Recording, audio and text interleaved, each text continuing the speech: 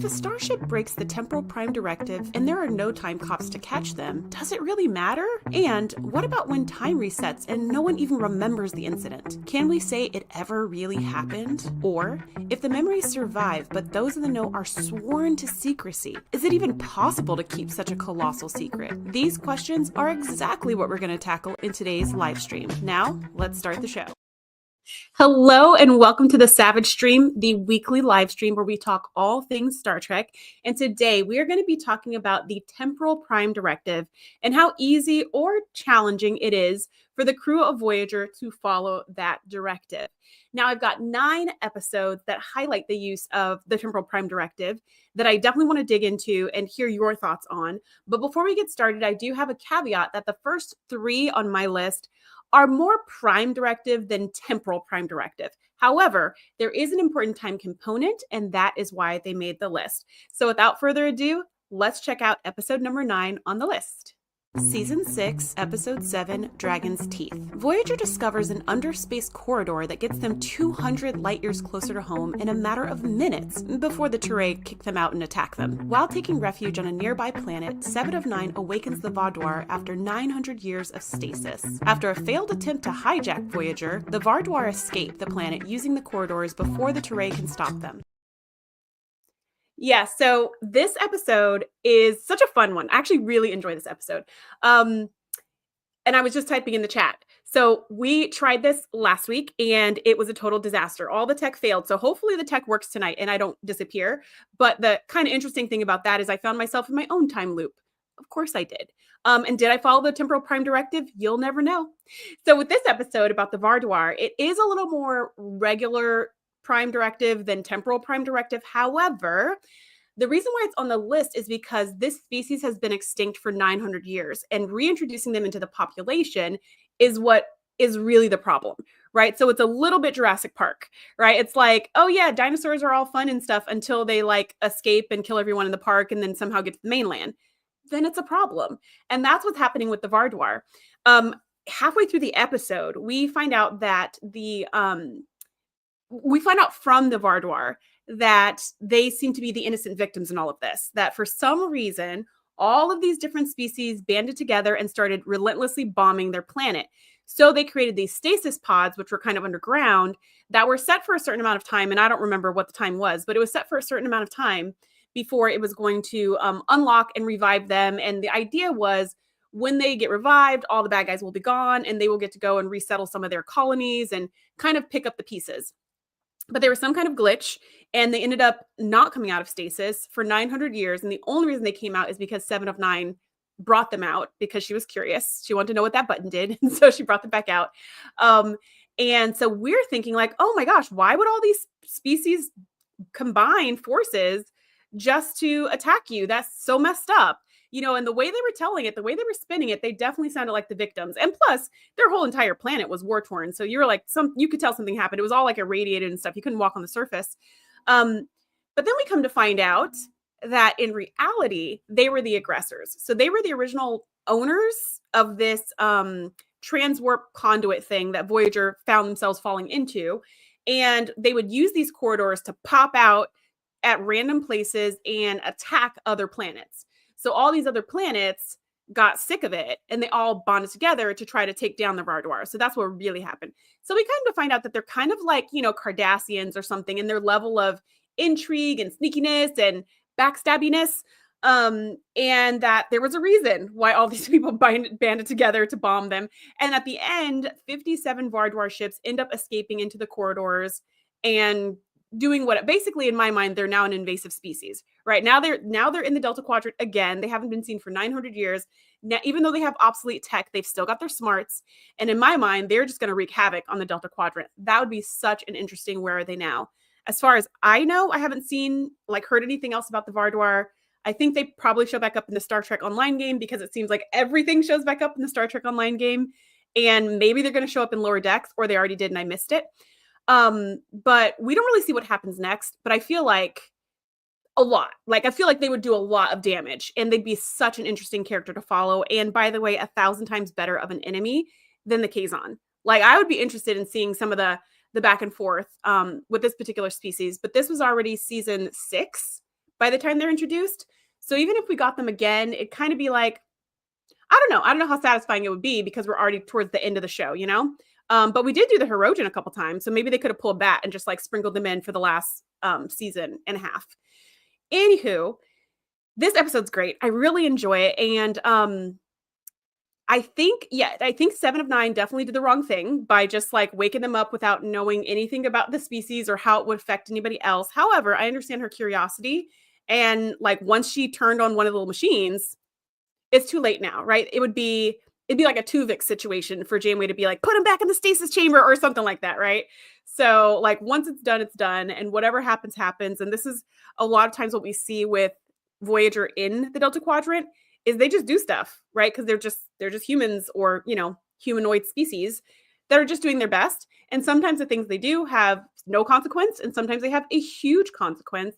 But either way, they're on the way back to the Alpha Quadrant. So like whether they make mistakes or not, they're going to be like, ooh, sorry about that. And they're going to just keep it pushing. Okay, I'm going to check the chat to hear your thoughts. And then we're going to hit number 8 on the list. So far, so good. We still have internet. Hello to everybody who's joining live. Hello to everybody who's joining on the replay. Yes, I also hope it works this time. Yes, PS2 Cypher says we need an in-person con. I am absolutely here for that. Nadia said, I liked when Neelix... Oh, sorry. Forgot about that. Nadia says, I like when Neelix said Vardoir, or however you write it, means foolish in Talaxian. I love that too. Yeah. So Neelix was like, Vardoir, I recognize that from like the ancient tongue or whatever.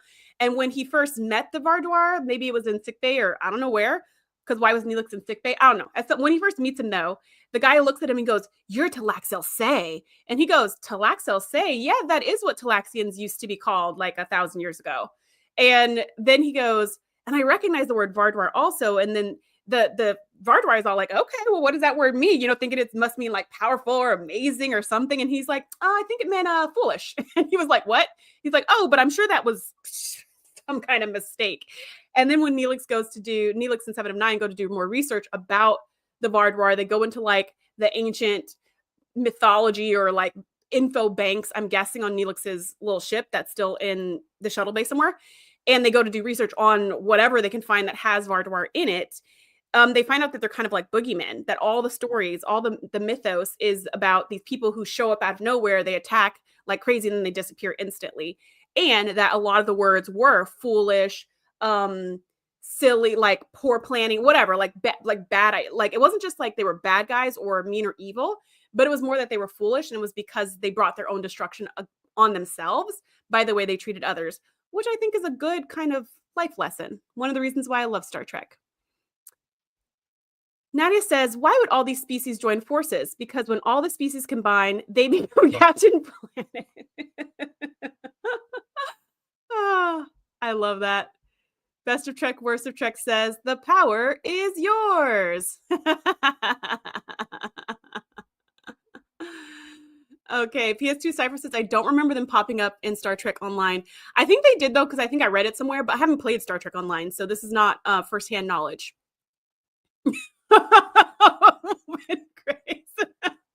Windgrace says, after 900 years, they're free. Time to conquer. OMG, I love Power Rangers. That is the perfect throwback. Best of Trek, worst of Trek says Voyager's motto is move fast and break things. Or maybe their motto is break things, then move fast. Whew. And then Nadia adds, move fast, break things, and do what we can to mess up the timeline. But here's the thing. I don't think Voyager's ever trying to mess up well, we're going to get to some examples today where I think they're like actively trying to mess up the timeline a few times. But most of the times, they're accidentally messing up the timeline, which I think, I don't know. Like, I don't feel like that's, like, if it's an accident, then they couldn't avoid it, right? Some of the times they are like not trying to avoid anything. They're very much the perpetrators. But we're going to get into all those examples moving forward. Let's jump into number 8 on the list. Season 6, Episode 12, Blink of an Eye, Voyager becomes trapped in the orbit of a planet where time passes far more quickly than on the ship. Over centuries, the skyship becomes a focal point in the cultural evolution of the planet's inhabitants. Eventually, the planet evolves so much that they're able to tractor Voyager out of their orbit and stop the corresponding earthquakes. So this episode is another one that's really cool. Like, so many times. So I did a whole video and I'll link it in the description below later because I don't think I put it in yet, but I'll link it in the description that I did an entire video on Prime Directive, Schmime Directive. And it was all about the Voyager of it was all about the Enterprise crew, the next generation Enterprise crew that were kind of willy-nilly with Prime Directive. Sometimes they were like, oh, we can't possibly save these people because Prime Directive. And other times they were like, nah, let's just save them. Who cares about the Prime Directive? Right. And it was always kind of like, it's supposed to be something that's on a case-by-case basis and there's lots of factors to consider and whatever, but it's definitely not a standardized procedure because it feels like, you know, depending on the captain's mood, maybe or maybe not, they will obey the Prime Directive. But the speech that Captain Picard gives to Beverly in the episode Symbiosis from season 1, he says like something like the Prime Directive is it's not a, what does he say? Like, it's not a law. It's a philosophy and a very correct one of how to deal with other species, because every single time that anyone's kind of messed with some evolving culture, it's always a total disaster. It's always terrible. It's always awful. And so we've learned we have to step back and not get involved. Otherwise, it'll be terrible. So what I love about this episode is we finally get to see one example of what the effects might be on a culture long term. And the only reason we get to see that is, again, because of this temporal phenomenon. This planet evolves super fast. So I forget what they said in the episode, but maybe like a minute of Voyager time was like 100 years of their time or something like that. I think total the Voyager was stuck in their orbit for probably, I don't know, an hour or something like that, but ended up being like 1,000 years. So what I love about this is we got to see how does that impact culture. Now, there are some caveats to this, of course, because the crew of Voyager was not engaging with the citizens, right? They weren't being like, technology, look what we can do, pew, pew, pew. You know, they weren't doing that. But because they existed, it spurned on all kinds of technological advances. In addition, when they got pulled into orbit, they started to cause, like the ship itself caused earthquakes on the planet, which I think is just interesting because there are connections with the moon and in our planet and how it affects the ocean tides and stuff like that. It's interesting to have the notion that if something big enough is in our orbit, it can affect the seismic activity on the planet. I don't think that's a thing. I mean, I'm a microbiologist, not a physicist, so I don't know. But I don't think that's a thing. However, I like that idea. I think that's really interesting that like the ship came and it started causing all these earthquakes. So with the ancient people on that planet, they're like, the ship must be a god and it's causing earthquakes when it's mad at us. And then as they evolve over time, they start to create technology to be like, you know what? This ship is the problem. It keeps giving us all these freaking earthquakes. And the cool thing too was when they went through the industrial age and like they're making all these metals, all of their structures were super, super strong. Like I live in LA, so everything here is earthquake proof. That whole planet was earthquake proof, right? Every single structure they built had so much metal in it to make it so strong because they were always having earthquakes, a thing that they would not have developed if Voyager had not been there. Anyways, when they get to a certain level of development, they start shooting things at Voyager, like missiles or whatever, because they're like, we're sick of these earthquakes and this freaking thing in the sky is trying to kill us. So they start attacking Voyager, but again, they're evolving so rapidly. So there's this one scene where they're like, did something just like knock off of our shields, you know? And then they're like, whoa, did something just hit our shields? Then they're like, whoa, did something just penetrate our shields? Because they're evolving so fast. It's like the people on the planet keep coming up with more and more weapons because they figure if they destroy the sky ship, it'll stop the earthquakes, which is true.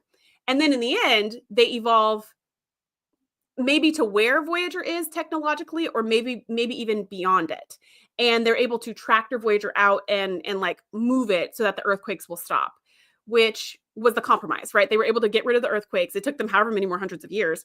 But they were able to get rid of the earthquakes and Voyager was able to be removed. Also, the astronauts from the planet got to walk around Voyager and like see alien people, which is like, wait a minute, like that's not warp. That's just like regular astronaut technology, right? This is just like people landing on the moon technology. And I think that's just, again, it's so interesting. And then when they get there, everyone on Voyager is frozen because they're moving so much more slowly compared to the astronauts, which again is like it's just so interesting. I just think this whole episode is just a beautiful thought experiment.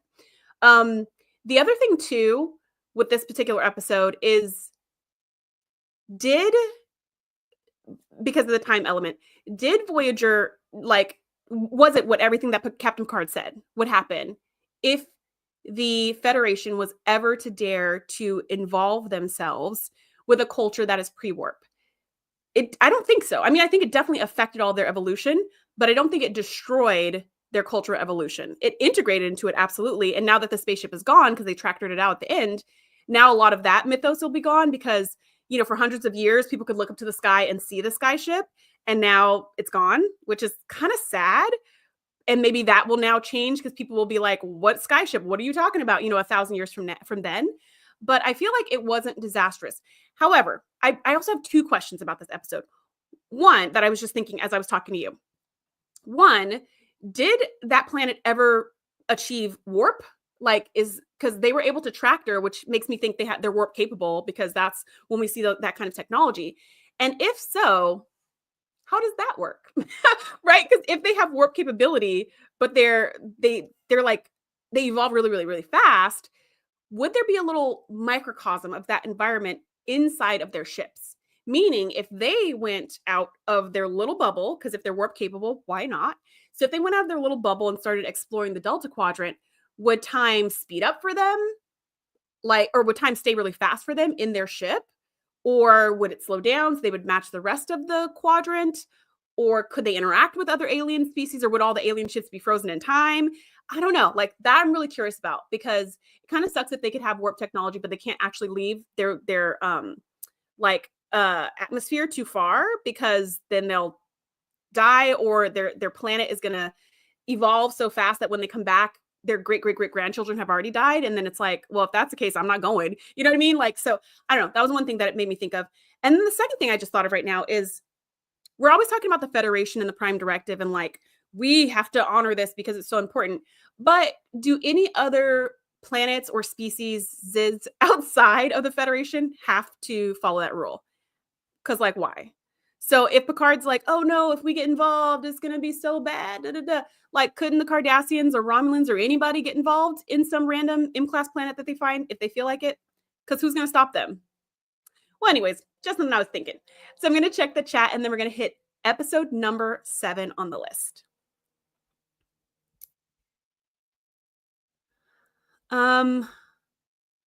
Let's see. Nadia says, ooh, I love this episode. Just the idea that time goes so fast there. Yeah, I love that too. And it could have easily been the opposite, right? They could have done it where time goes a lot slower on the planet. But because it went so fast, we got to see thousands of years of evolution in like an hour, which is so fascinating. PS2 Cypher says the Prime Directive was capricious at best. Agreed. Nadia says, did anyone see the Orville episode that was based on Voyager's Blink of an Eye? The one that one was really good too. See, I need to catch up on the Orville because I'm behind, I think 3 seasons. I'm behind a couple seasons, so I need to catch up on that show. Best of Trek, Worst of Trek says the last map painting in Trek history is the best. Oh, which reminds me, if you're not following Best of Trek, Worst of Trek, and Win Grace, they both have channels that on YouTube that are all about Star Trek. So definitely be sure to check them out. And Best of Trek, Worst of Trek just did a video. Remind me how many days, but it's like very few days old at the time of this recording. I think it was just last week or maybe just a couple days ago, all about what would have happened if Voyager had not gone to the Delta Quadrant or had it returned to the Alpha Quadrant immediately after the caretaker shenanigans. And it is a fascinating video. That's an alternate history. Super, super good. Highly recommend. PS2 Cypher says, I'm a microbiologist, not a physicist. Exactly. I need a t-shirt that says that. Because I say that a lot. Star Trek has a lot of physics, and I am not a physicist. PS2 Cypher says, you would think the Doctor could move at their speed, being light and all. Well, interesting you should say that. They do send the Doctor to the planet because for that reason. They're like, well, you're the only, we literally cannot send any of the humanoids onto the planet because they're going to age super fast. When they come back, they'll be grandparents or dead or something like that. And we need all the people we can get because we're out here by ourselves. So they send the Doctor. So the doctor goes, and then they try to, I think they decided to send the doctor for like 60 seconds or something like that. And they were going to bring him right back. But when they tried to bring him right back, they couldn't. There was some kind of interference, some tech, something. His mobile emitter wasn't working as well because now the mobile emitter is like 90 years old or whatever. When they end up pulling the doctor back, he tells them about the culture, about how the skyship has impacted the culture, about what people think about Voyager, all of these things. And then you're like, wow, that was really interesting. Like, what a cool away mission. And then he says to somebody, and I don't remember who, and it's season 6, so it can't be Kess. But he says to somebody where I think it was the astronaut. When the astronaut comes, he's like, hey, can you check on somebody named such and such? And he's like, who's that? And he's like, my son. What? So he like left a family on this planet. How did he do that? I don't know. But even that is another super interesting thought experiment. Nadia says, can you imagine if the Klingons or Romulans or Cardassians have a prime directive like the Federations do? Like, why should they? I don't know. Like, again, who's going to make them? Who's going to enforce it? What are they going to do if they break the prime directive? To my knowledge, there are no consequences from the powers that be. There are consequences to the people who are interfered with. Of course, that's the whole point. But there's no governing body that's like, you've broken the prime directive. Now you have to go clean up trash on the freeway or something like that. You know what I mean? It's like, I don't think there's a slap on the hand. I don't think there's a write-up in their folder. Like, I don't think there's anything that really happens if somebody breaks the prime directive. Now, for the temporal prime directive, it's a little more complicated because, but then we find out that there are time police. So whatever, we're going to get to that. Wingrace says that Best of Trek, Worst of Trek's video on the alternate timeline for Voyager is amazing. I totally agree. You're welcome, dude. Yeah, Nadia says, I must go to your channels ASAP. Agreed. Plus, we're all doing this thing where we're reviewing the last season of Lower Decks at the time of this recording. So it's kind of fun for us to all like review the same episode from our different angles. PS2 Cypher says he had a stepchild too. Yeah, maybe that was his stepchild. A stepchild. Oh, does he have a stepchild? When he gets married to that lady in the finale? Let me know more about that. Nadia says, subscribed. Best of Trek, Worst of Trek says, the Doctor's son has always been one of the biggest unanswered questions in Voyager, right up there with what happened to the salamander babies. Yeah, so like, I don't ever want to hear about the salamander babies again. Like, I hate that episode so much. It's so gross and so disturbing, but it also leaves, a lot of big question marks of what is going on that planet. Like, what happened to them? What happened to them? We don't know. The salamander babies. Ugh. PS2 Cypher says, let us forget about the salamander babies. Yeah, there are some where are they nows that I'm like, they're always where are they nows that I'm so desperate to find out what happened. Not the salamander babies. Couldn't care less about those creatures. I do not want to hear what happened to them. But something like the Doctor's son, like what the heck, or the Vardwar, what are they doing? Like I have a lot of questions about other things, and I love this is the biggest reason why I love this new reboot of Trek and all these new Star Trek shows, because I love that the story is continuing. Like, I could create my own ending, but I don't want to. I want somebody who's much more talented than me to be like, okay, here's what happens to these characters. Or like, we don't know what happened to those characters, but let me tell you about some new characters on a new ship. Like, I love this. And I'm constantly meeting people who are being introduced to Star Trek for the very first time from new shows. Like, I met somebody the other day. The first Star Trek he ever watched was Prodigy. I met somebody else. The first Star Trek he ever watched was Lower Decks. That, like, I'm just, and somebody else, their first show they've ever watched of Star Trek was Strange New Worlds. It just makes me so happy because, like, it's bringing more people into this really fun family of, like, so many great storylines. So even if I don't get a Where Are They Now, I'm happy that other people can enjoy the frustrations of that, but also the joys of new stories.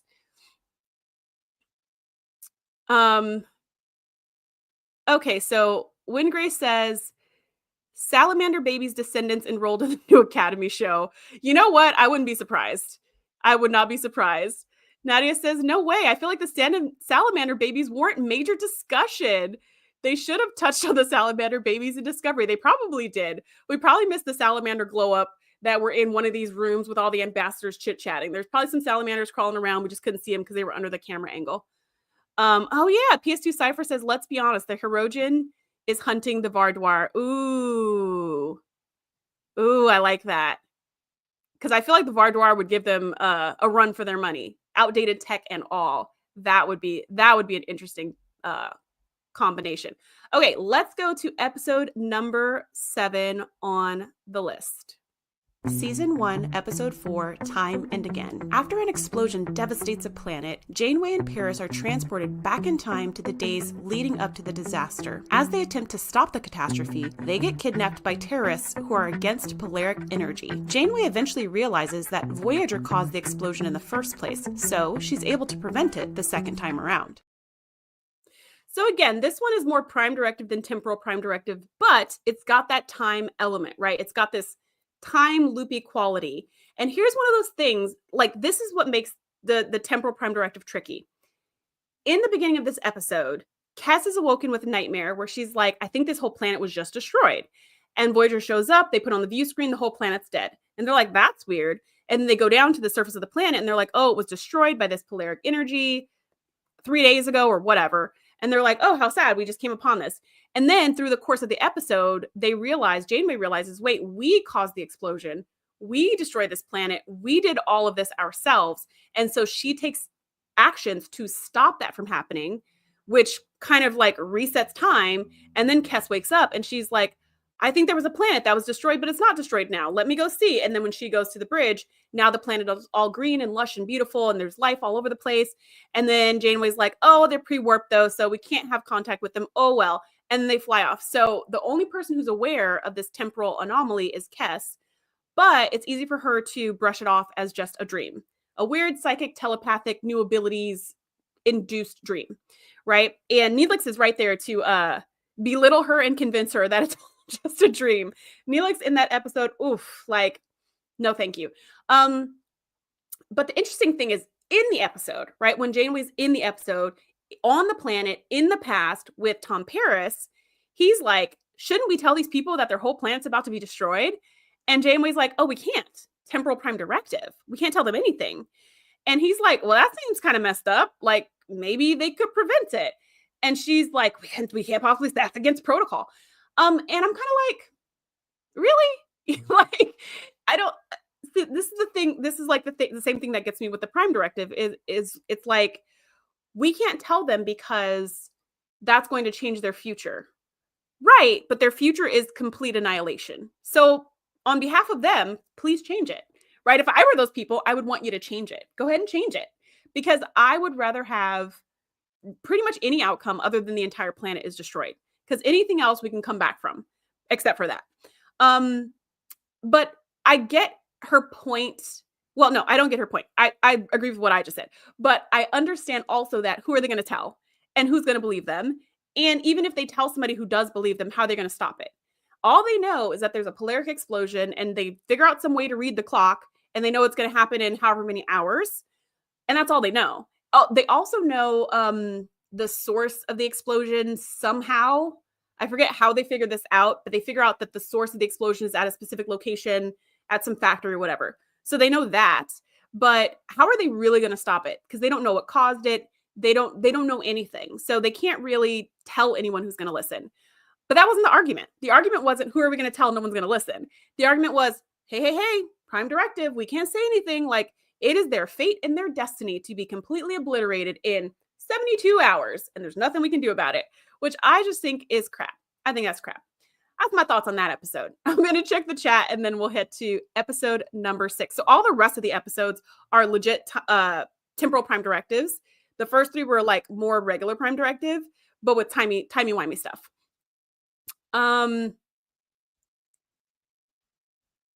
Best of Trek, worst of Trek says the children of the candy corn. What is that? What are you talking about?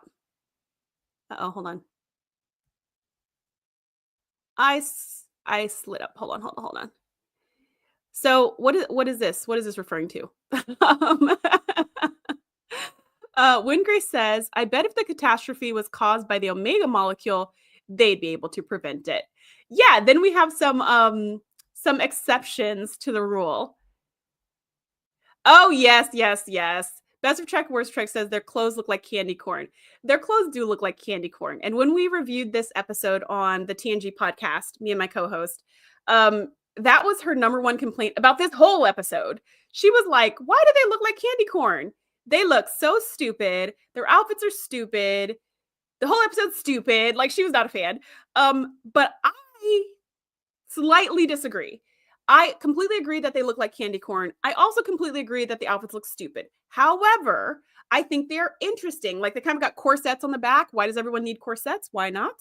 And they look interesting. They don't look like bland regular people clothes. They look like very thoughtful to me. They've got color blocking. They've got, like, somebody designed these clothes for these people. It looks purposeful. It doesn't look great. Like, I probably wouldn't want to wear the candy corn outfit to a convention.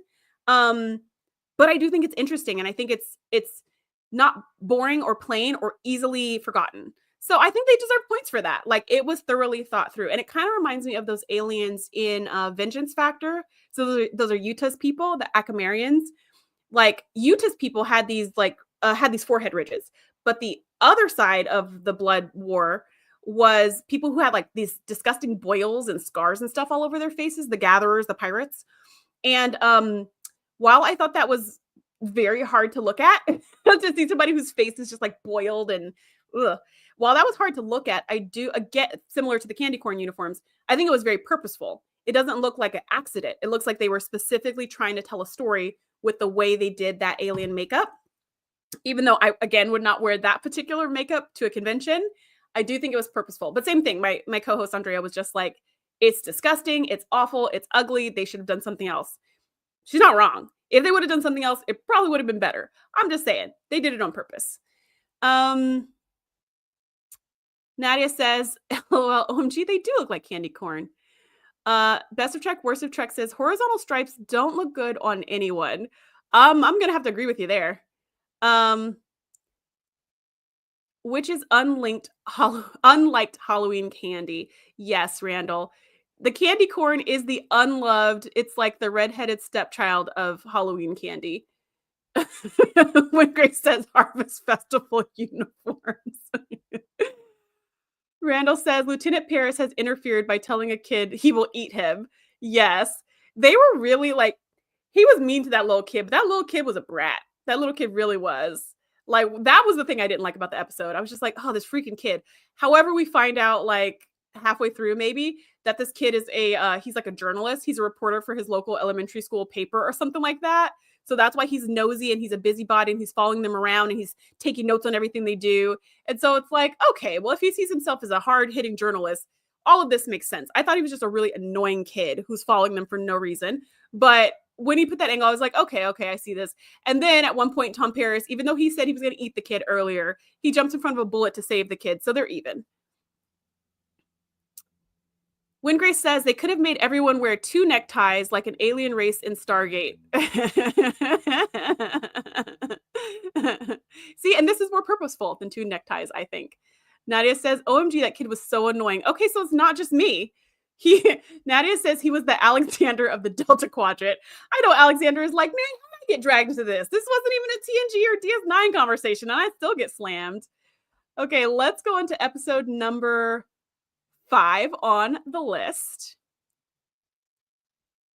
Season 3, episodes 8 and 9, Future's End. Voyager is thrown back to 20th century Earth through a rift in space-time while defending themselves from Captain Braxton. Braxton blames them for a temporal explosion that wipes out half of the solar system in his time. Back on Earth, they discover a time-traveling industrialist who has used future technology from Braxton's crashed ship to become ridiculously wealthy. It turns out that Starling was actually responsible for the explosion all along. Voyager stops him, and a new Braxton shows up to tow them back to their proper time and location. So I feel like, again, this is what I feel like most of the starships, whenever they find themselves in some kind of temporal paradox or whatever, I feel like it's this. It's always like, it's not their fault. For the most part, we're going to see a couple examples of Voyager where it's absolutely their fault. They are doing this on purpose.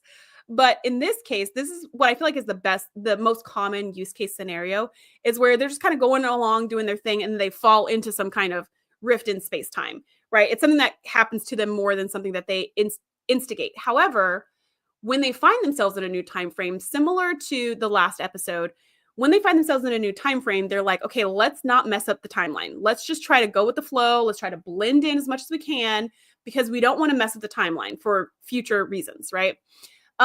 So in this case, Captain Braxton thinks they are responsible for destroying a huge part of the galaxy or whatever. And so he comes to destroy them. And he's like, please stay still while I destroy you. And Janeway's like, the F? Like, I don't think so. And so she fights back, and then they end up getting pulled back into the 90s or whatever.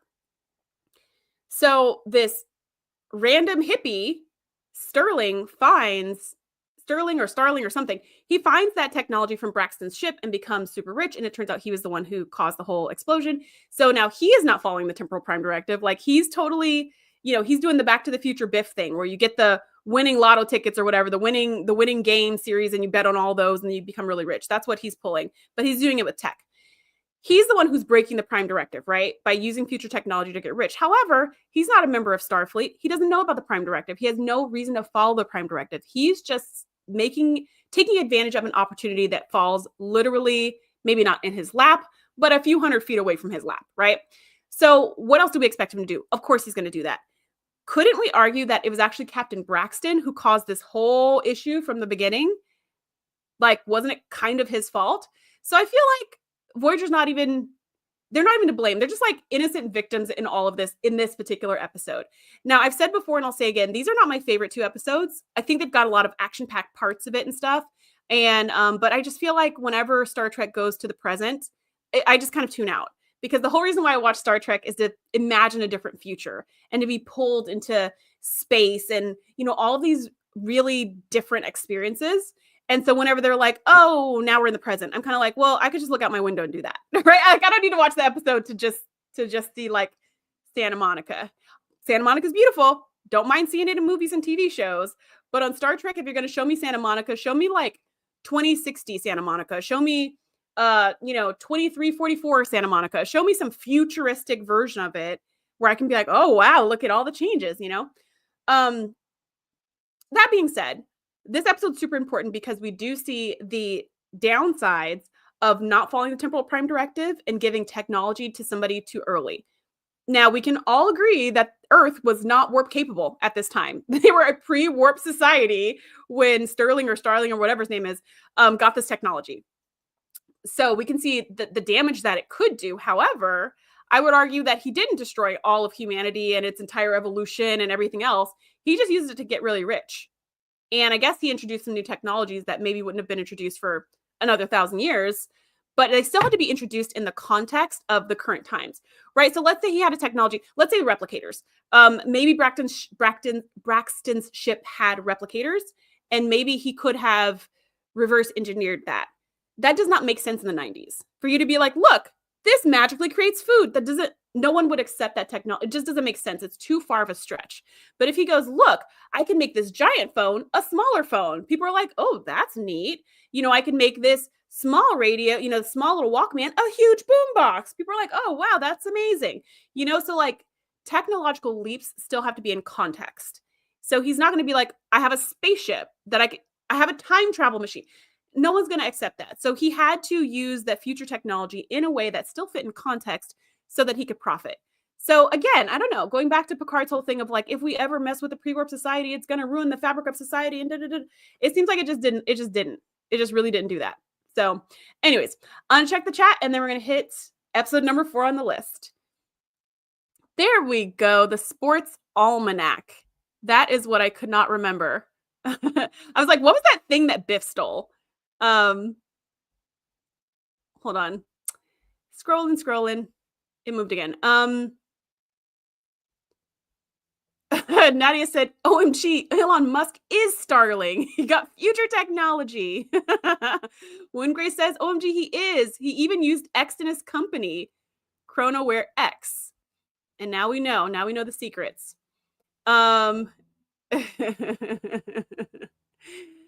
Says, and we look like we are headed towards World War III. Star Trek is happening in real life, guys. If we're going to have Star Trek happening in real life, I don't want the World War III part. I want like like previously said. I would like the replicator part. I would care for that. Yeah, we could do that now. That would be amazing. I would also like, because I have an electric car. I don't have a Tesla, but I do have an electric car, and it is not great. So I would love a more futuristic one of those. That'd be awesome. Holodecks also. I feel like my VR headset's kind of like a holodeck, so I think I'm good there. Although my mom, like, I got her a headset as well, so we could watch Star Trek together. We could watch movies together on our headsets. From her city. She's in her city, I'm in mine. But while I think it's amazing that we could be in like a cool theater or like in space or under whatever, we can be in these cool environments while we're watching a movie together. Her complaint is it's not realistic enough. She wants to be able to feel the breeze on her skin and smell the flowers in the air and stuff like that. And I was like, okay, okay, not an easy woman to please. So yes, PS2 Cypher, the sports almanac was the thing that Biff stole. And that's basically what Starling did. He stole the sports almanac version of Braxton's ship, but like that was Braxton's fault. If he wasn't trying to do some time stuff with Voyager, he would have never been pulled back. And also kind of what happened to Braxton, right? Like, why wasn't he at his ship? Maybe he was injured in it, and Starling, I don't know. That also, I'm curious about that, because it's not like a car where he was thrown from the car and the car was back here and it's like he was in the ship.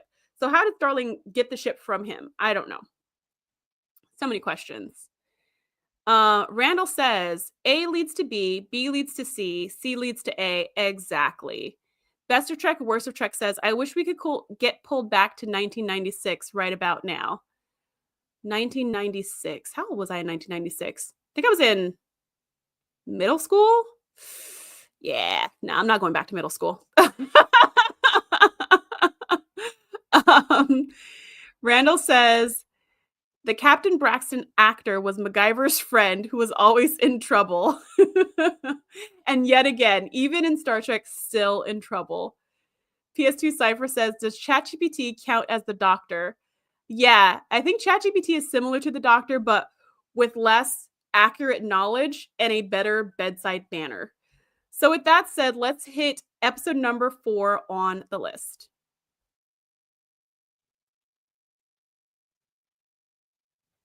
Oh, wait, I skipped one. I skipped episode number 6. Let's do episode number 6 on the list. Season 1, Episode 7, Eye of the Needle. The crew discovers a micro wormhole that surprisingly connects to the Alpha Quadrant. After making contact with a Romulan scientist on the other side, they agree to use the wormhole to send Voyager's crew home. Unfortunately, they learn that the Romulan is from 20 years in the past. So instead, they give him their personal messages to deliver in his future. Unfortunately, he dies 2 years before Voyager disappears, and they don't know if the messages were ever delivered. This episode's another really good one. I very much enjoy Eye of the Needle. And this is very much a Temporal Prime Directive episode, and they do not break it. They follow it. And so the thing is they have the chance to go back to the Alpha Quadrant through this micro wormhole that they happen to stumble upon in the vastness of space in the Delta Quadrant. They found one tiny little micro wormhole that actually leads back to the Alpha Quadrant. What are the odds? Very slim, but they do. And they could have gone back, except for the fact that this Romulan vessel is 20 years in the past, back when there's a lot more hostilities, a lot less. I mean, they're still hostile at this point, but a lot more hostilities and a lot less trust between the Federation and the Romulans. But it's still possible for them to go back. They transported that Romulan onto their ship, and they did a proof of concept to show that the transporter still worked. So they were going to, I'm guessing, transport the entire complement of Voyager, except for the doctor, because sadly he couldn't be transported, which is so sad. Like, they would have just left him there. And then I'm guessing they would have self-destructed the ship because of the whole, we don't want technology in the wrong hands in the Delta Quadrant thing. But because it was 20 years in the past, Janeway was like, we can't do that because it's going to pollute the timeline. And Ensign Kim was like, F the timeline. I want to go home.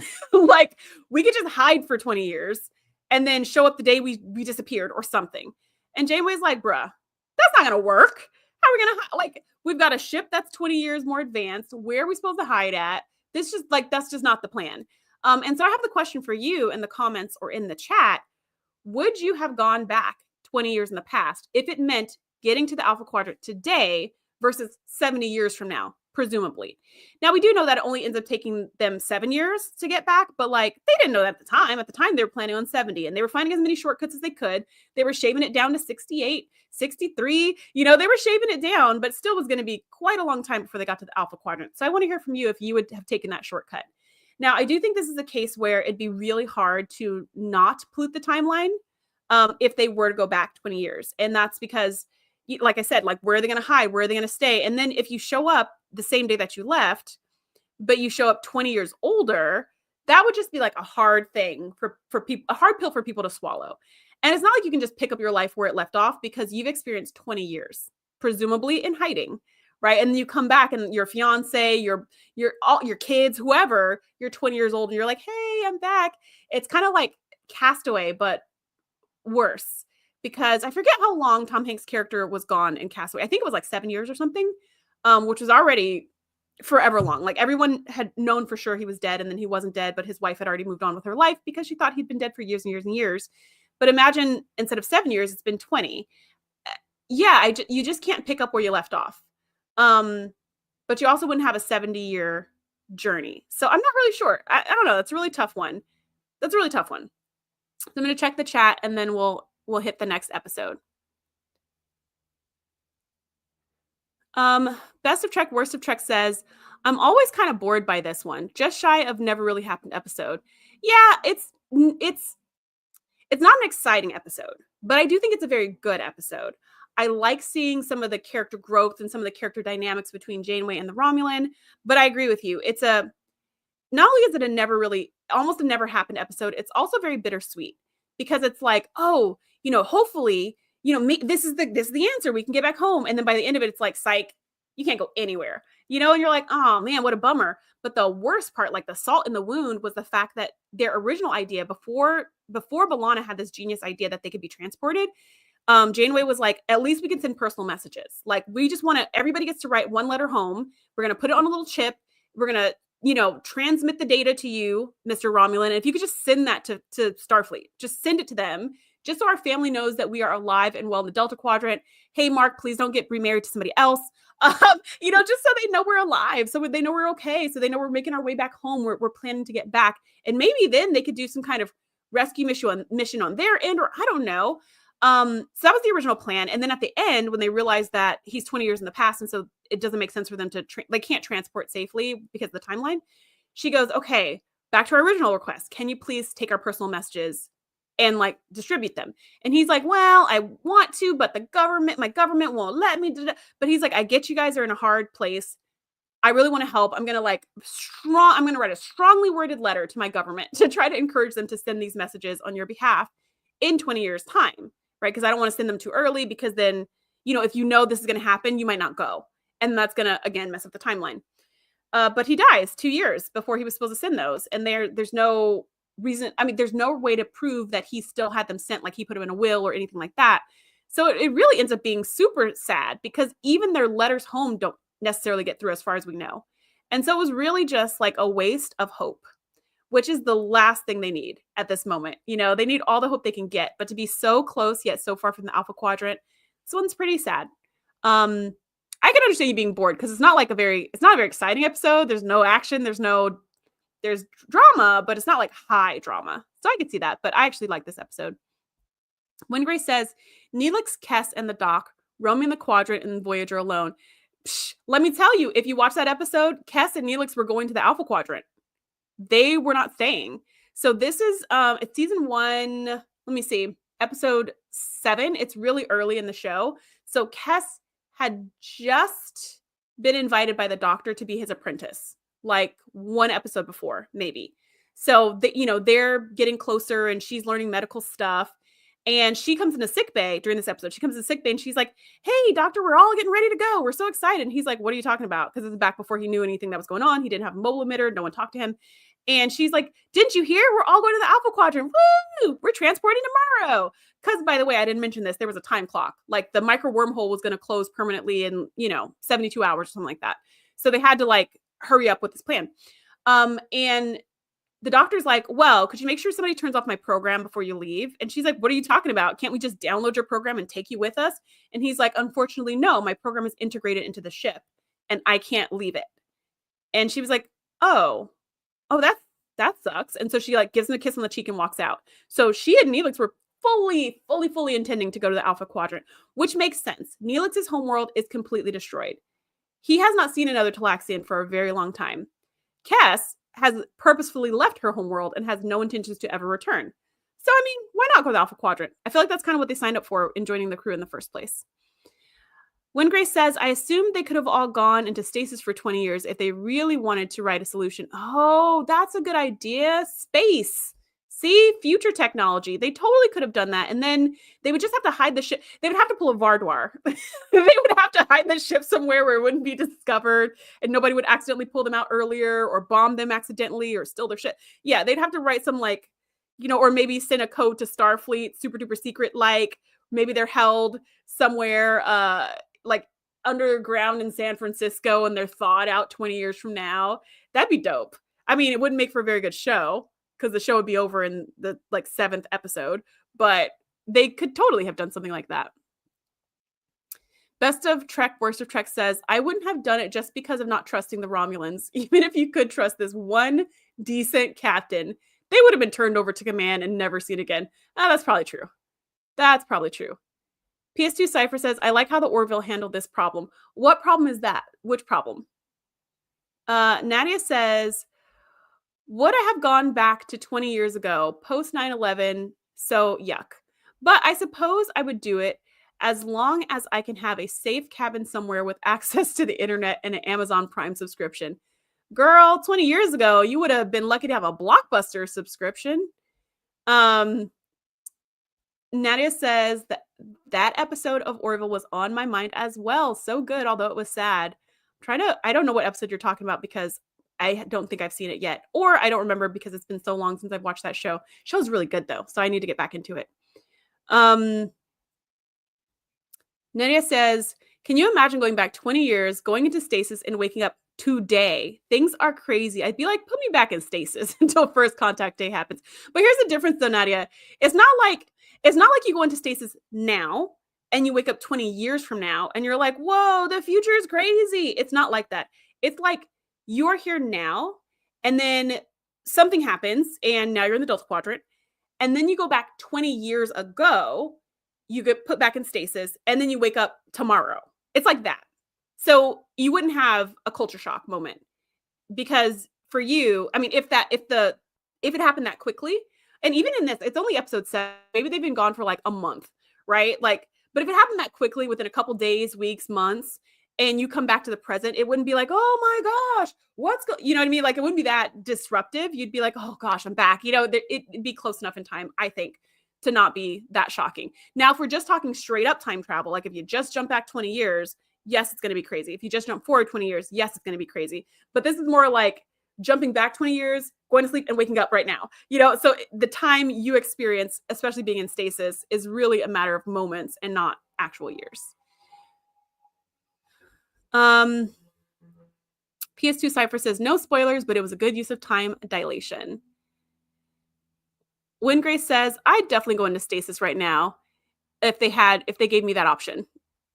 PS2 Cypher says, we find out later on that the message never made it. How do we find that out? Because they didn't know in this episode. They didn't know for sure because there was no way for them to check. Nadia says, do we really? I don't remember that. Good to know. But it's still sad. When did they find out? Another question. I remember that when PS2 Cypher says, I remember when they reestablished communication with using the Hirogen boogies. Was that the word we wanted here? I don't know. That the Federation had no idea where they were. Oh, yeah. Well, yeah. That's fair. Nadia says, okay, that makes sense. So we can assume that the letters did not make it, even if they're never mentioned again. Exactly. Yep. I agree. Okay, let's hit episode number 4 on the list. I know it's so sad, right? Like, it was just a waste of writing letters. Season 5, Episode 24, Relativity. Seven of Nine is recruited by a 29th century time ship led by Captain Braxton to prevent a temporal weapon from destroying Voyager in the past. She navigates several time loops with multiple versions of herself to uncover the saboteur's identity. She discovers that the criminal is a future version of Captain Braxton suffering from temporal psychosis. After his capture and arrest, Janeway and Seven are sent back to their timelines with their memories intact and given strict instructions to keep all of this a big secret. So, like, why didn't they just erase their memories? Like, I don't know. Maybe erasing memories is really hard or dangerous or something. But like, if we're so concerned with Temporal Prime Directive and we're so concerned, then just like don't. But we're gonna tell people to make a pinky promise that they won't say anything. Maybe there's a better way. Also, what difference would it make? You know, this whole thing of Captain Braxton back and forth and messing with the timeline, and we've got 7 of 9 running through Utopia Planitia and all this stuff. Like, when time resets, I guess it never really happened. So what difference does it make either way? If Janeway and Seven tell everyone, what difference does it make? Hey guys, at our next staff meeting, hey guys, just so you know, there was this whole time travel thing that happened yesterday. Captain Braxton tried to blow us up, but didn't work out. We found his future self, and they all got integrated and they all went to jail. What is that affecting? Like, I don't get it. And Captain Braxton's whole ship, like their whole function as time cops, is to go and repair leaks in the timeline, which I actually think is super interesting. And that would be a fun show. Like, I would watch that show if the show is all about repairing leaks in the timeline. There's a movie, like one of my favorite movies of all time. It's called Frequently Asked Questions About Time Travel. It's a comedy. It's ridiculous, but it all takes place in this pub. And there's like a time leak in the pub, and the time leak is in the men's bathroom. And so it's like every time there's 3 guy friends, every time one of the friends goes to the bathroom, when they come back out, they're like in a different timeline, but still in the same pub. And so they just keep going back and forth between these different timelines, but still in the same pub. It's hilarious. And anyways, it kind of is like, wait a minute, I lost my train of thought because I was talking about that movie. Which I think is so great, and I haven't seen in a while, and I need to go rewatch it. But it's kind of like this idea of, what difference does it make if time gets reset anyways? So in that, there was this like a time travel person who was trying to find time travel leaks. Like, that was her job, was to go and plug the leaks. But it wasn't quite like Captain Braxton, because they're not just trying to plug leaks. They're trying to, like, you know, you're in the wrong time frame, let me put you in the right time frame. Or you messed up this thing in the timeline, we're trying to fix this thing in the timeline. It kind of reminds me of the TVA in Loki, where it's like, well, who's to decide what the sacred timeline is, you know, and that you changing the timeline isn't how the timeline was supposed to be changed. I don't know. It's confusing. But in this case, there is definitely a very big breach of Temporal Prime Directive, but it's on Braxton's side of things.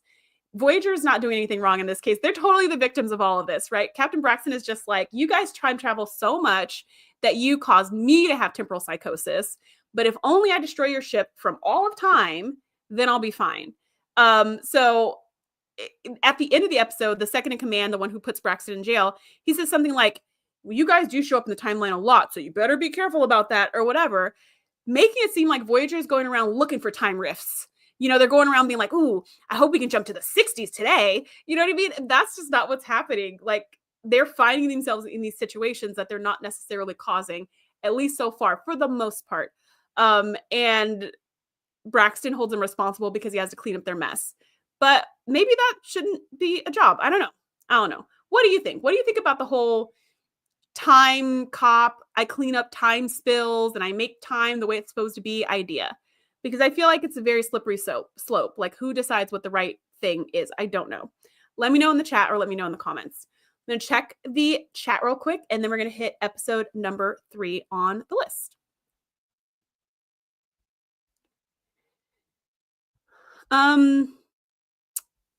PS2 Cypher says, this episode... Hold on. Why does this keep...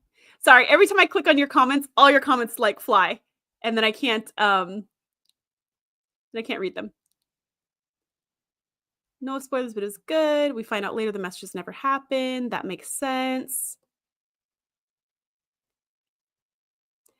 Randall says 20 years of stasis, then wondering if MySpace and Blackberries are still popular, right? Oh my gosh, MySpace, that's a throwback. When Grace says, if the letters did make it, I bet Section 31 stole them because they're jerks. Stole and hid them because they're jerks. That's funny. PS2 Cypher says this episode showcased Jerry Ryan's acting abilities. It was fun to see 7 of 9 in this kind of an action-packed role. I like the scene when she's talking to her younger self and she's like, and her younger self is like, explain what's going on. And she's like, no time. Stop that man. Your future depends on it. And she's like, all right, good enough for me. When Grace says this, there is a Trek novel series called Department of Temporal Investigations if you're looking for that fix in print. Ooh, is there? I've never heard of that. I'm going to check that out. I'm absolutely going to check that out. Best of Trek, Worst of Trek says, do you think the Federation Time Police and the Travelers ever both try to fix the shenanigans and end up canceling each other out? They are nothing but shenanigans. I feel like these time cops, and are they even Federation? Like who do these time cops work for? But these time cops are going around trying to protect the sacred timeline, whereas the Travelers are just looking at it, right? I feel like the Travelers would show up and be like, oh, look, Voyager's in the 90s. How very interesting. And then they would just go on and do whatever they were doing, right? I feel like they would have, they're the ultimate like non-interference policy, but they're just like they got their fingers in all the pies, I feel like. When Grace says, I love seeing 7 in uniform. I know instead of her ridiculously tight cat suit, she's a very beautiful woman, but whew, I know that was no fun to put that outfit on. I know it was like 0 fun for all the years that she was on that show. Nadia says, the Travelers are probably the only defense between the timeline and Q destroying everything. That is probably true. Although I don't, like, let me know this in the chat or in the comments. What do the Travelers do? I know we see a little bit of them in Picard season 3? In Picard season 3? 2? At the end of Picard season 2, we see a little bit of the Travelers. Like we find a little bit out about what they do because they're like recruiting someone. I don't want to give spoilers if you haven't seen Picard season 2 yet. But what exactly do the Travelers do?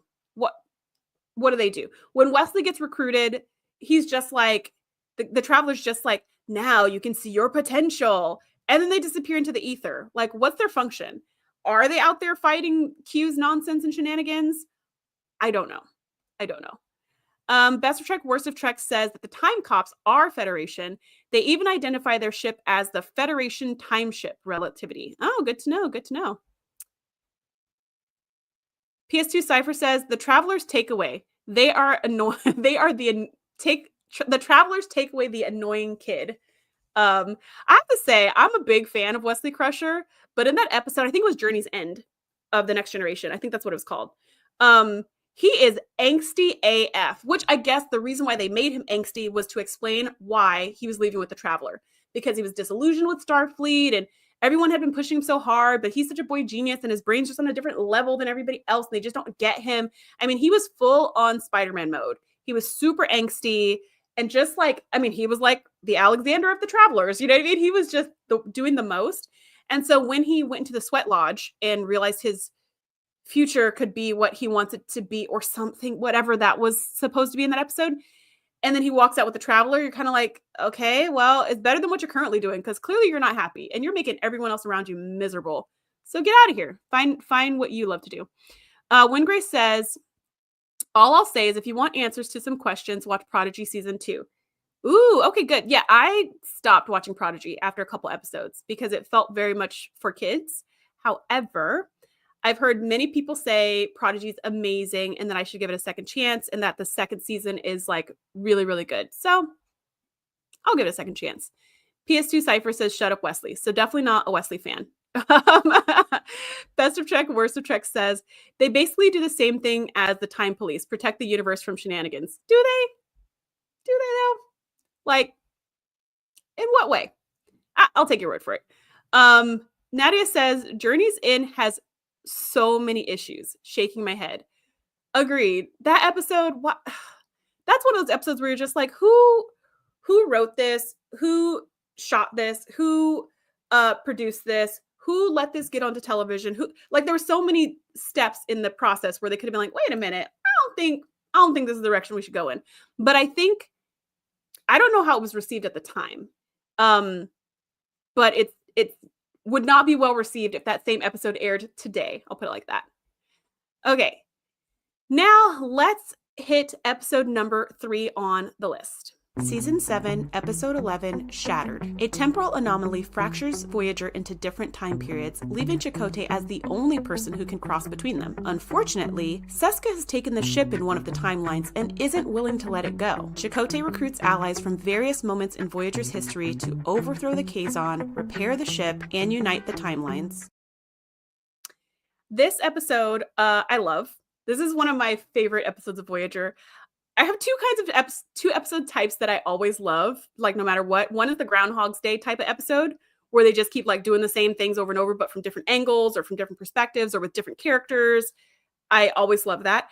And then something like this where it's like, because they do an episode just like this in Discovery as well, where it's like they're traveling through and they're seeing all these different periods of Discovery's history or whatever. I like that kind of episode where we get to see a lot of glimpses of different timelines all at the same time. This episode I love. This episode also feels very much like, let me see, what was this? Was this a season? Yeah, this was season 7. I was going to say, this feels like a season 7 episode. This was halfway through season 7. And it's very much the love letter episode. It's kind of like, it's like what Shades of Grey was probably trying to be. But it's the episode where it's like, here are some of the cool things we've done in the past. Let's show you. Let's take you down memory lane. But at the same time, we're going to have an actual plot layered into this for why we need to take you through memory lane. And I remember watching this in real time as a tween or however old I was. And I remember being like, oh, I remember the macroviruses. Oh, I remember that time when Seska took over the ship. Oh, I remember that. I remember going through this episode and being like, oh, that was when that happened. That was when that happened. I really love that. At the end of the episode, when everything's all integrated or whatever, Chakotay's having dinner with Janeway, as they tend to do. And Janeway says something like, how does this happen? I don't know. He must have written a report, but I'm guessing the report is vague because of Temporal Prime Directive. And so she was like, can't you tell me all the things you saw or whatever? And he was like, I can't, Temporal Prime Directive. And she was like, okay, well, why don't you go get another bottle of whatever the heck that I know you stored it in the cargo bay with all the drone parts because Neelix doesn't want to go there. And that's how the episode opened, with him getting a bottle of something from that spot where, he could hide it from Neelix, and it was like a big secret. So he's like, how do you know my secret hiding spot? And she goes, can't tell you, Temporal Prime Directive. And you're kind of like, what is is this how the Temporal Prime Directive is supposed to be used? Like, what difference does it make? The other thing too is like, and I don't know this actually.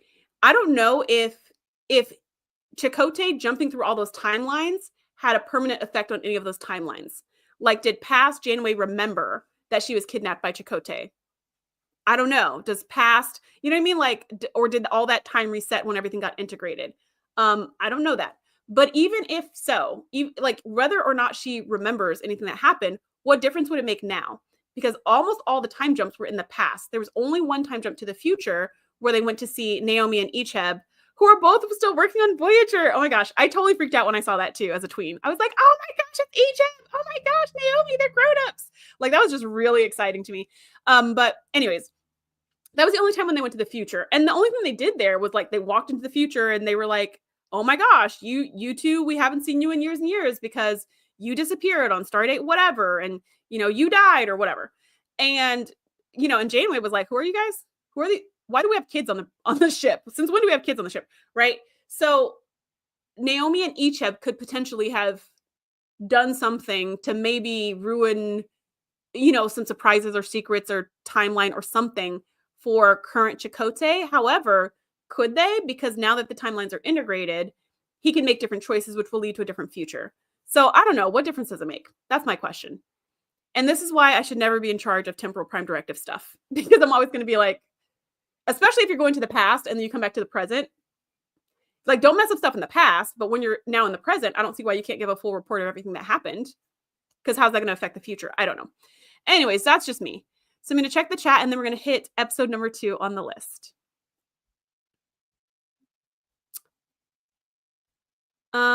Best of Trek, Worst of Trek says, this is my favorite of Voyager's time shenanigans episodes and Chakotay's best episode, which admittedly isn't difficult. This is a great episode. And I really also I even like how how they weaved in why Chakotay was immune, right? They had him in some kind of explosion, and the explosion put his body in phase, and then he got injected with something to bring his whole body in phase or whatever, and then that's why when the ship shattered into all these different timelines, he was able to cross between them. So I like that they thought that through of like, okay, we need to make some reason why he can do this, and then make that reason something that could fit in a hypo spray so that he can go and like recruit other people from different timelines. Yeah, it's just such a good time, just such a good time. Wingrace says, I bet Icheb wished this was the real future. It could have been for all we know.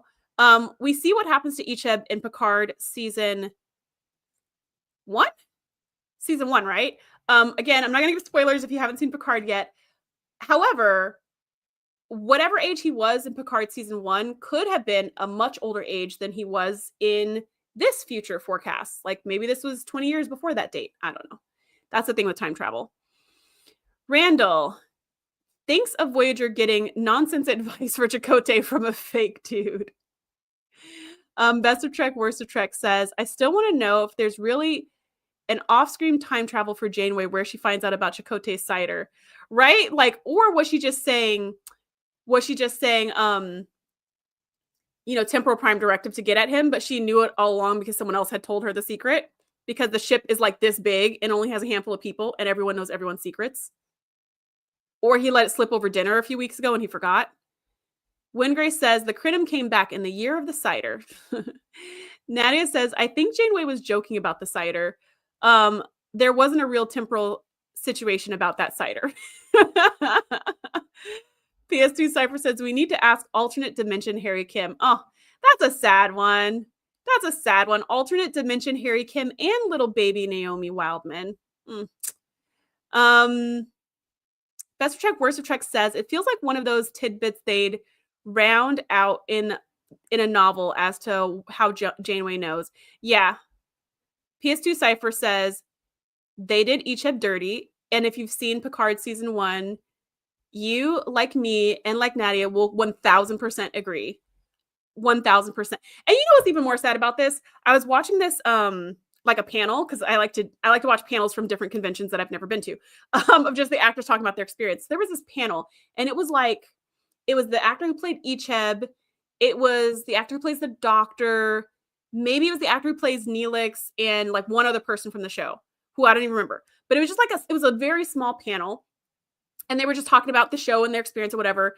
And this was years and years ago, right? And apparently this happens in Hollywood all the time, where there'll be like a good show or a good movie, and then people want to make a sequel. And they're like, we're going to make a sequel. But then they don't make a sequel. But they keep promising to make a sequel for like years and years and years and decades and decades and decades. And sometimes that sequel happens, like Picard, 35 years later. But sometimes it doesn't, right?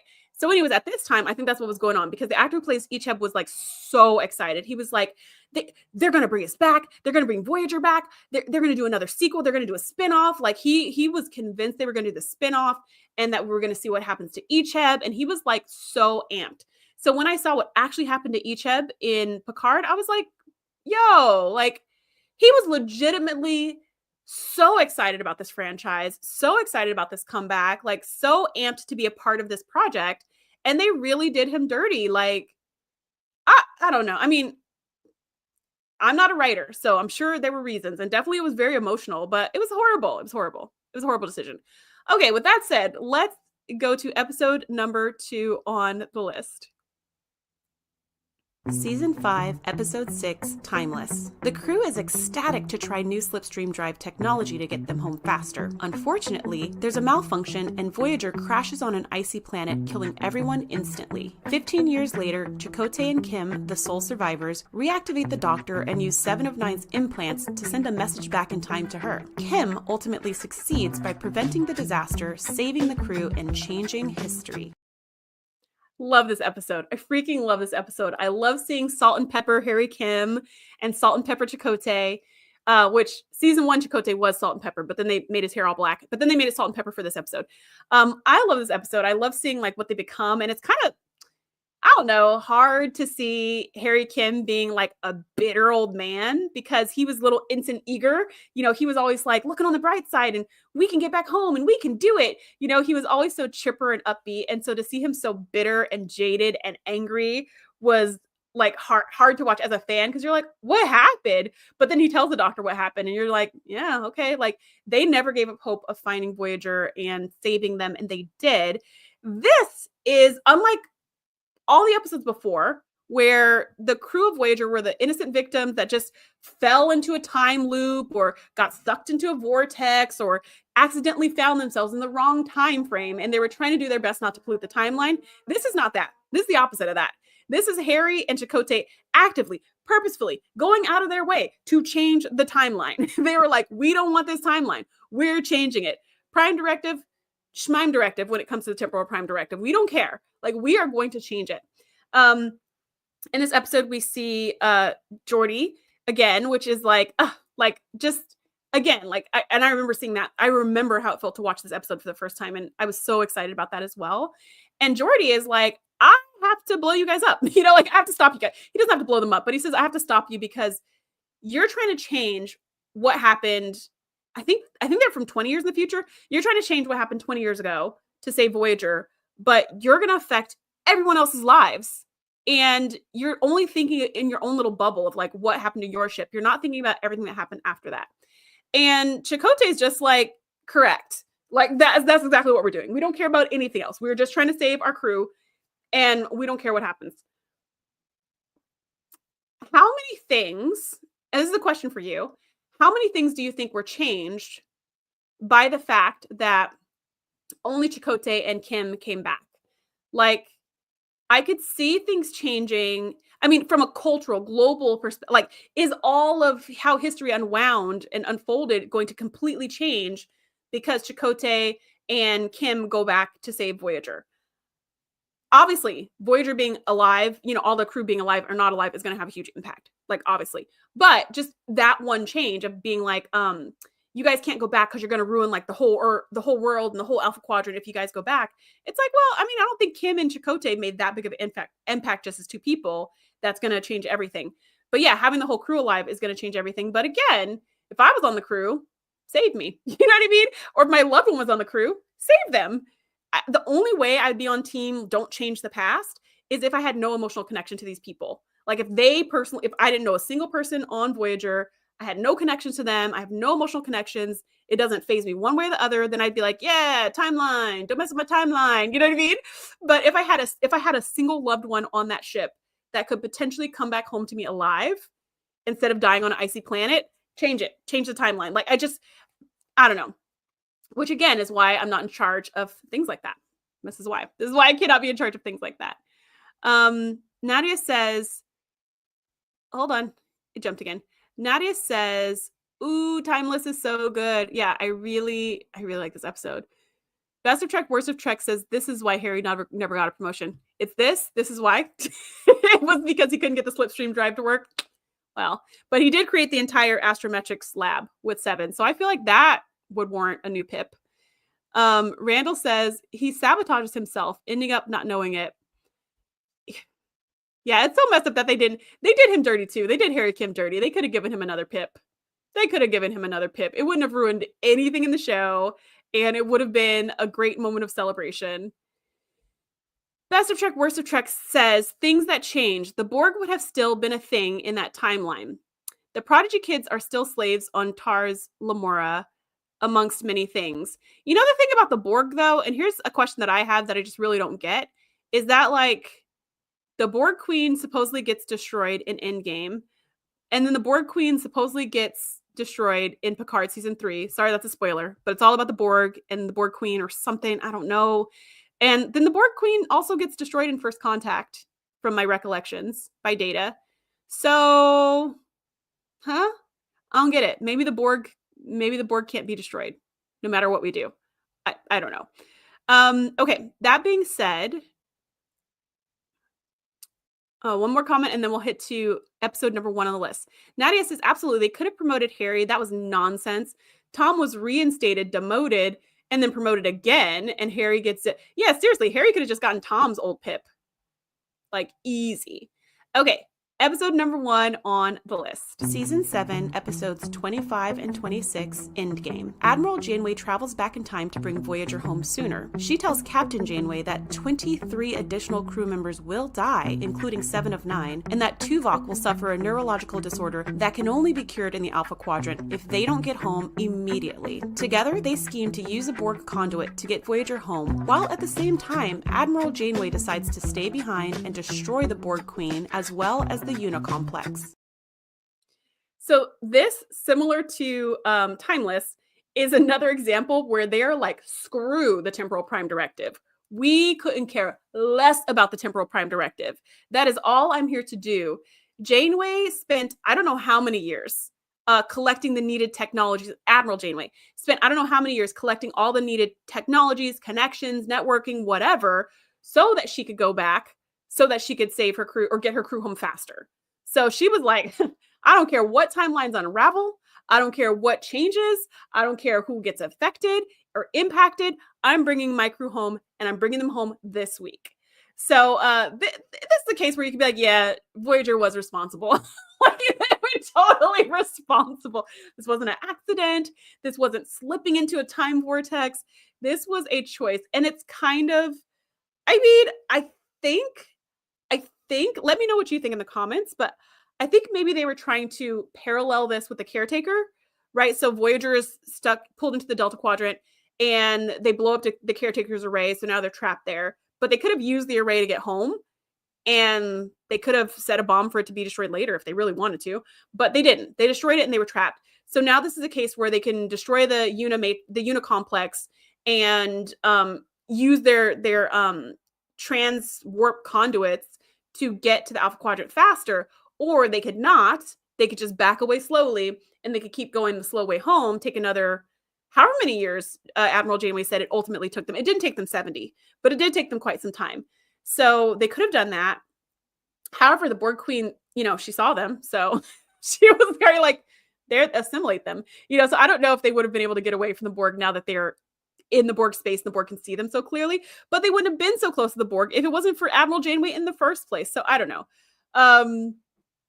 Maybe this was supposed to parallel that, to be like, oh, look, Janeway makes a different choice and she chooses to get her crew home. But see, there is a lot of destruction when she makes that choice.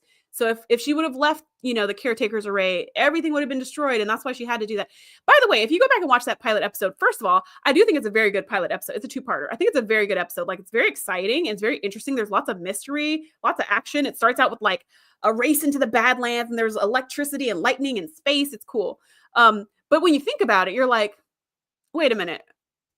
2 big issues. Why is the caretaker only taking care of the Ocampa, even though the caretaker destroyed the biome of this planet so that there's no food and water on the surface, that it's like all desolate, but he left the Kazon out there to fend for themselves, and he's coddling and babying the Ocampa. Like, what the F is up with that? Then the second thing is, why is Janeway like, we have to destroy the array, we have to blow it up, otherwise the Kazon will destroy the Ocampa? What are you talking about?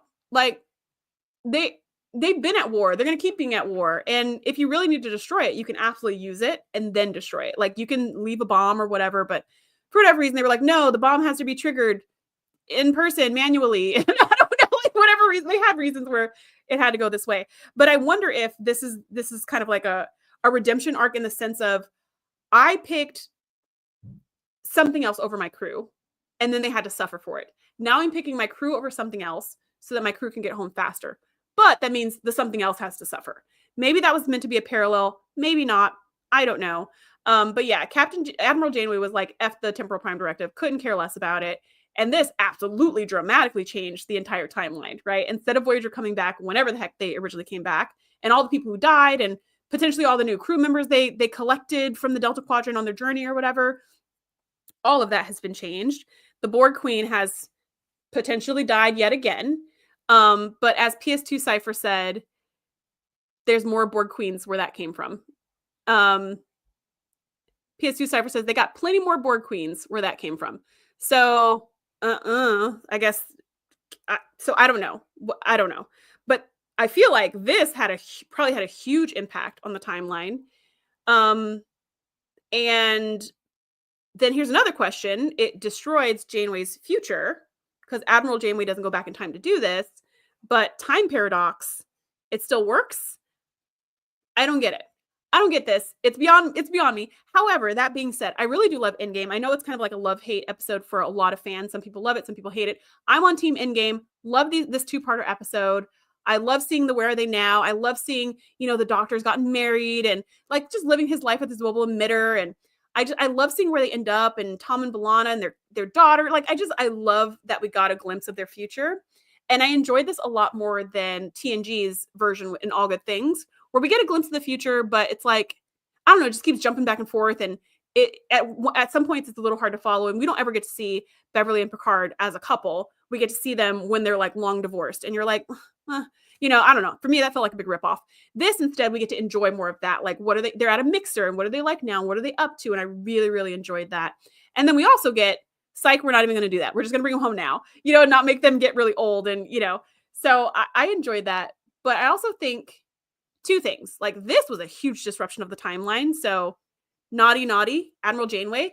But the second thing is, like, again, if I was on the ship and my choices are destroy the Borg complex and get home now, or try to run away as fast as possible and go the long way and hope that the Borg Queen doesn't catch up to us, I'm going to pick option A, probably. Let's pretend like the Borg hadn't found them and they had plenty of time to just like avoid that space and get back the long way. And it was only going to take them another couple years, not decades and decades. I would still rather get home faster. Like 70 years to get home, even if you shave it down to 20 years to get home, like so much can change. If I was on that ship, I'd want to get back faster. If I was on Earth and I had a loved one on that ship, I'd want them to get home faster. So yeah. Moral of the story, don't put me in charge of anything having to do with time because I'm going to mess it all up and hope for the best. Wingrace says, the novels treat the Borg Queen as more of a program that takes over when an old one dies. But I don't know if that's canon. It makes sense because the Borg was supposed to be Star Trek's answer to they had wanted to have an insect-like alien species for the longest time, like from I don't know if they did in TOS, but during our research of The Next Generation for the TNG podcast, we found that they had been trying to do an insect-like species from season 1 of TNG. They just could not figure it out. First of all, they couldn't get an actor in an insect-like costume because actors don't look like insects. So just that the logistics were really hard. That's why we ended up getting the Shellyak, which was just somebody sitting in a big quilt and a big comforter, because they wanted that alien to be the insect-like alien, and they just could not figure out how to do that monster makeup in a way that really looked good. And every time they tried to do like an animal hybrid alien makeup, especially in season 1, it just came out very, very terrible. And so the Borg was their answer to trying to get this insect-like species. And they just decided, let's not make them look like insects at all. let's just make them look totally different, but we'll have them act like insects. We'll have them act like a hive, have a hive mind, that sort of thing. But we just will abandon that whole idea of making them have pointy stick arms and big buggy eyes. We'll scrap all that. And they wanted them to even have, like we heard with the Shellyak, they had a certain sound that they made. They kept playing around with sounds like that of the aliens, giving them buzzes or clicks or, different tonalities to try to say like, oh, it's just like an insect. But it just was kind of a disaster. So the Borg was their answer to this. And I think it was really genius because the Borg are so much more interesting than giant cockroaches would have been, or giant like locusts or something. The Borg were far more interesting. If we're modeling insects in insect colonies that have a hive, that have a queen, when the queen dies, there is a new queen that replaces it. So that totally tracks for me. That totally tracks. Even if it's not like canon, like it wasn't in any of the shows, but it was only in the books, like that makes sense to me. Nadia says, yes, Endgame is the biggest Temporal Prime Directive violation ever. And Janeway never got punished for that. Man, not only, first of all, Admiral Janeway was already dead in the Unicomplex, so she's fine. She's fine with her decisions. She's not one to second guess her choices, right? Unless we're talking about when she's in moments of deep depression. But usually she's like, I think I did the right thing.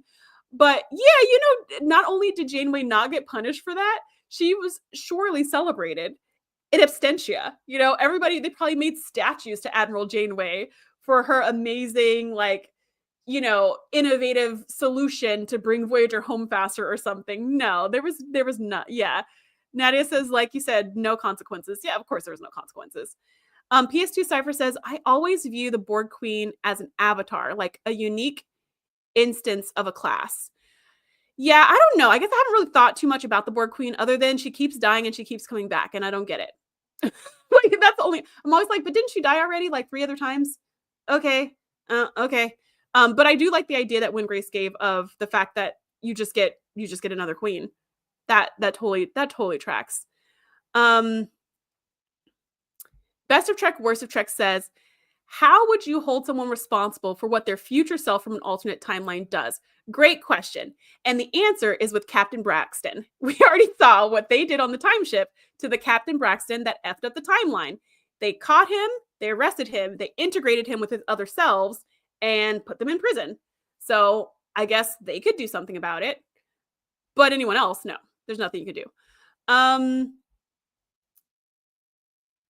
Patsk88 says, "It's assumed that the time enforcers allowed Janeway to do that in order to combat the Borg." Who assumes that? I've never heard that before. I like that idea though. Um, that's interesting that the time cops are breaking the time law on purpose because they hate the Borg so much. That's an interesting thought.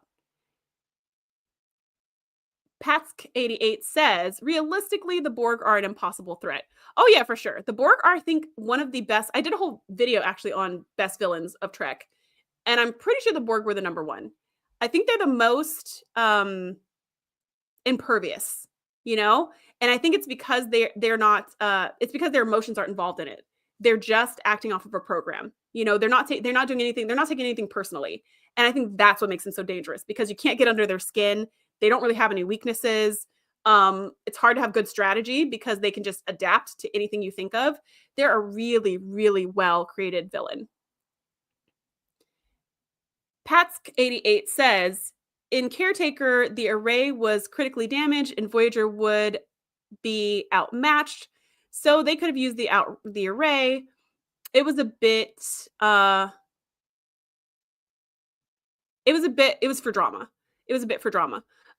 Yeah, except for Joe Carey. Rest in peace, Joe Carey.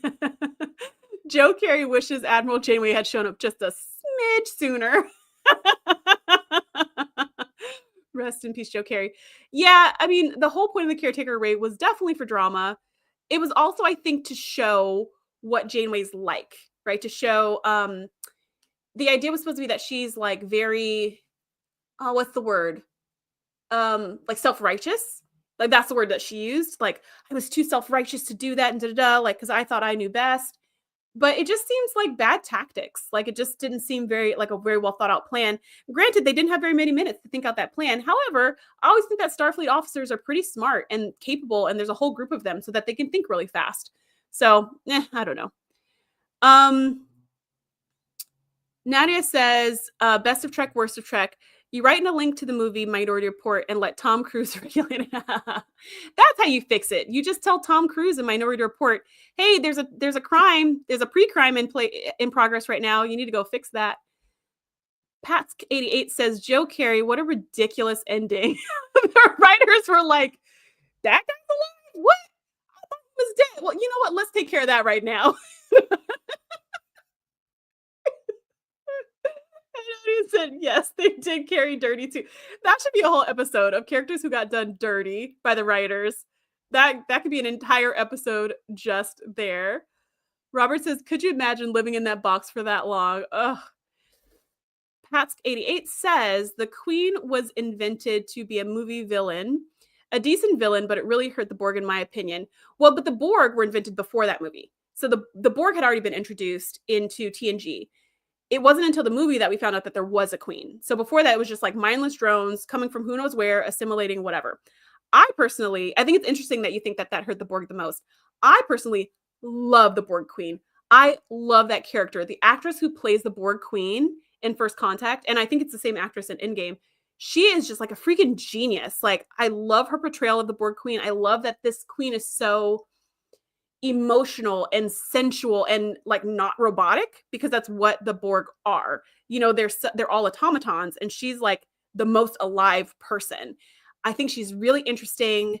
I really like that character, and it builds more backstory for the Borg, and it ties in that idea of the insect hive even stronger, in my opinion. So they're not just like a mindless series of cubes or eventually mindless series of spheres, but there's actually a mind controlling all the other minds, which is interesting. And then we get to play on that with Seven of Nine, and she can hear the hive mind, and she meets with the queen. That just gives more fuel to the fire, and I think it adds a lot more depth to the villains. I still think the Borg are terrifying with or without the queen personally involved, because you could just come upon a group of Borg any old place. Do you remember that episode of Voyager where Chakotay stumbles upon that? It's like a ship. It's like a Borg cube that has not crash landed, but it's like broken down near this planet. And a lot of the Borg went to the planet, and something happened where they were disconnected from the hive mind. So they went to the planet, but a bunch were still like in the cube, whatever. But they went to the planet, and then they all started like regaining their humanity or their identity as their own species. And then war broke out because they realized that they're from warring species and all this stuff. And so there was one group that were hiding in the compound, and the other group that was like pillaging and all violent outside of the compound. And then Chakotay gets, like, their shuttle crash lands on the planet or something. And then Chakotay gets brought into the fold. And their people are like, we need to find a way to bring peace. Otherwise, this whole planet's going to tear itself apart. So they reestablish the connection and recreate the Borg. But they just recreate it as like a commune instead of being controlled by the hive mind or by like the queen, by one mind. They all control it together. And that's a good episode. And Chakotay's like, at the end, Chakotay's like, even though they're talking about individuality and independence and all that stuff, when the chips were down, the very first thing they did was basically assimilate everyone's minds. They fell back on old habits. So he was like, I'm really nervous about leaving this planet as is, because I'm afraid they're going to wreak havoc on neighboring planets or systems or, the rest of the quadrant. But they assured him, they were like, no, this is all we want to do. We just want a peace on our planet so we can just like farm and chill and hope that the Borg don't find us. That's all we wanted. So, and they seem to keep their word. Like, they unlink him from the hive mind because they control him at one point. But they unlink him, they let him go. I think they maybe destroy their Borg cube. Maybe they throw it into the sun or something. And they really are just like, no, we just want peace. We just want to chill. That would be an interesting planet to get a Where Are They Now? But anyways, I find the Borg extremely interesting. I love the Borg Queen. And I think it was a really good call, because some of the villains in TNG were great and some of them were ridiculous. I feel like this was one of the good ones. Just my thought. Best of Trek, worst of Trek says, personally, I think the Queen made the Borg 1000% more interesting. Robert says, should have brought in Zorik. PS2 Cypher says, yes. Robert says the Borg have good backup servers. Seriously, their Wi-Fi is way better than mine. Amareka says, in the Temporal Department novels, they let Janeway go because she brought back the future tech to combat the Borg. Oh, that's where you got that from, PS2 Cypher. So it was in the novels. Okay, because I was like, where was that? Or whoever said that earlier. I gotta read this book, because this is like, you guys are speaking my language. You guys are speaking my language. So I'm gonna look this up as soon as I'm off of this call. PS2 Cypher says, I think it was a different actress in Endgame. I'm not sure. I think it was the same actress, but I have to check. Just because all the actresses they used for the Borg Queen before Endgame was a different actress. And it wasn't the same. Like, you can tell. Like, even though she still looks like the Queen, her mannerisms and everything, it wasn't hitting the same to me. And I thought it was the same, but I could totally be wrong. Okay. Robert says, and why was Chakotay the only one with a tattoo? I want to see tattoo technology in the Star Trek universe. I know, right? They could probably do some cool tattoos. If you've ever seen the show Peripheral, which I recommend, it's only got 10 episodes, and season 2 of it was canceled, so that was sad. But the show's really good. There's a woman on the show who has tattoos, and they're, I forget what they call them, but her tattoos move. So, like, let's say she's got tattoos of birds on her arm. When she walks in, the tattoo, like, if the birds get scared, they will like fly from her arm to her back or to her leg or whatever. So her tattoos move around. So cool. It looks really cool. It's such a cool idea. Her tattoos are kind of like mood rings. Like, they move around and they react to what's going on in the environment or what she's feeling. So cool. Star Trek should have totally done something like that, because it's Star Trek. Like, they would be the ones to even think of that concept, but they didn't. Peripheral did. But yeah, you're right. Seeing some more tattoos and seeing what they could mean or what they could do would be really interesting, because now when people get tattoos, they're always meaningful, right? People get tattoos for a reason, things they want to remember or things they want to identify with or whatever. So why wouldn't we have way more tattoos in future time? I don't know. Best of Trek, worst of Trek says, it's the same actress in Endgame as First Contact. See, there we go. But a different actress in Unimatrix 1. Yeah, and you can tell, like, when it's the other actress, you're just like, something's not, the queen's just not herself. PS2 Cypher says, the children of the Borg. Creepy. Amareka says, watching the clock is the first time department novel that also wraps up the temporal Cold War.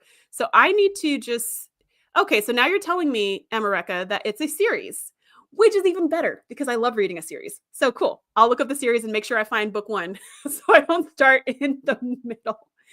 Okay, that is it for now. If you have not done so already, be sure to like and subscribe. We do this every week. So meet us here next week when we will be talking about, don't hold me to this because I might change my mind. But currently, the plan next week is to talk about the best, like, trial lawyer episodes. I think that'll be a fun one. So be sure to like and subscribe, and I will see you all next week.